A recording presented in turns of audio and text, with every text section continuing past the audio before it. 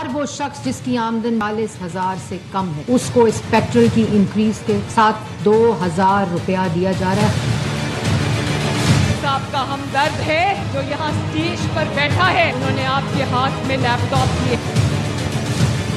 नौजवानों को 2-4 हज़ार रुपया महीना स्टेपेंड लगा के या टैबलेट्स दे के खुश कर लेंगे? नहीं। आप उनसे पूछे तो सही उनको चाहिए कि वो सिर्फ एक चीज मांगते हैं, अपना निज़ाम ठीक कर लें, हमें इंसाफ मिल जाए, हमें मेरिट मिल जाए। वो हम नहीं दे पाते। अब उस नौजवान को आप नौजवान कहें, उसको कॉकरोच कहें, लेकिन मैं एक चीज सबको बताऊंगा, ये कॉकरोच अगर इकट्ठा हो गया तो ये हर चीज को उलट सकता है। जरूरी है उनकी ख्वाहिश इससे पहले कि वो जाहिर करें, हमें पूरी करनी चाहिए। भाई एक चीज जो 70 साल 80 साल से नहीं चल रही, क्योंकि ये सिस्टम जिसके अंदर हम रह रहे हैं ये कोलैप्स कर चुका है, आप माने ना माने।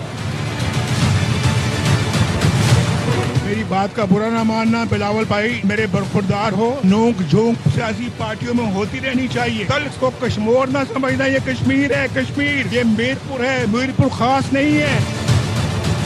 वो शख्स जो 20-20 घंटे जाग के पाकिस्तान के लिए वो नाम लेके आते हैं, मैं उनको भी आज कहूँगा सिर्फ फायर फाइटिंग 24 आवर्स अगर काम करेंगे, दिल से काम करेंगे, तो मेरा तजुर्बा ये कहता है कि 4 महीने में आप ये काम मुकम्मल कर लेंगे। मेहरबानी करके दिन रात काम करें, मेहनत करें, पाकिस्तान को बनाएं।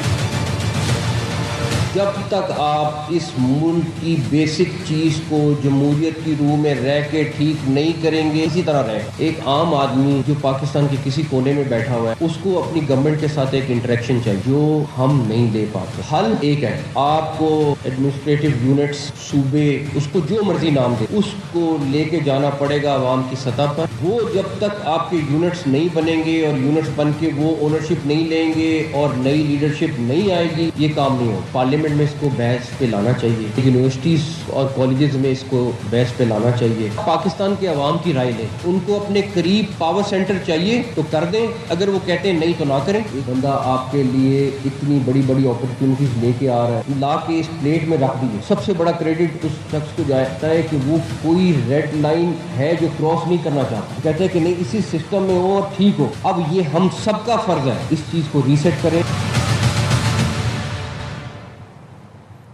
तो मोहसिन नकवी साहब ने एडमिनिस्ट्रेटिव यूनिट्स, इंतज़ामी यूनिट्स, सूबे, वो कहते हैं आप जो मर्जी को कह लें, लेकिन फार्मूला बता दिया उन्होंने। उनका हल अब यही है।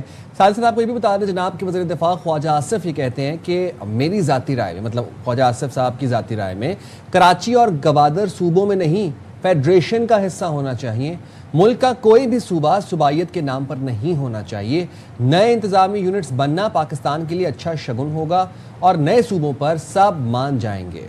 अच्छा, वेरी इंटरेस्टिंग। ख्वाजा साहब की तो ये ज़ाती राय, लेकिन आपको याद है साइम कि इससे पहले मुस्तफ़ा कमाल साहब, वो भी वफाकी वज़ीर हैं, उन्होंने भी कुछ इसी नौयत का बयान दिया था।